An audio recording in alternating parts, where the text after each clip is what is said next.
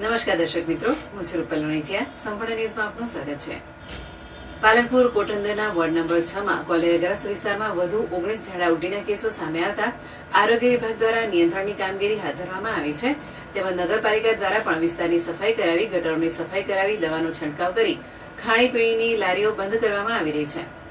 બનાસકાંઠા જિલ્લાના પાલનપુર શહેરમાં કોટંદર આવેલા વોર્ડ નંબર 6 ને કોલેરાગ્રસ્ત જાહેર કરવામાં આવ્યો છે, જેના પગલે બનાસકાંઠા આરોગ્ય વિભાગની ટીમ દ્વારા વોર્ડ નંબર 6 માં જુદી જુદી 20 ટીમોને કામે લગાડી રોગ નિયંત્રણની કામગીરી હાથ ધરવામાં આવી છે, જેમાં સ્થળ પર મેડિકલ ચકાસણી તેમજ ORSના પેકેટો આપવામાં આવી રહ્યા છે. આ ઉપરાંત પાલનપુર નગરપાલિકા દ્વારા વિસ્તારમાં સફાઈ ઝુંબેશ હાથ ધરવામાં આવી છે. ગટરોની સફાઈ કરવામાં આવી રહી છે તેમજ દવાનો છંટકાવ કરવામાં આવી રહ્યો છે. સાથે સાથે ખાણીપીણીની લારીઓ બંધ કરવામાં આવી રહી છે તેમજ સેનિટેશન ટીમ દ્વારા 28 થી વધુ શેરડીના કોલા બંધ કરાવવામાં આવ્યા છે અને બારડપુરા રોડ પરથી નાની બજાર રોડ સુધી મટનની દુકાનો બંધ કરાવી અને દંડકીય કાર્યવાહી કરવામાં આવી રહી છે.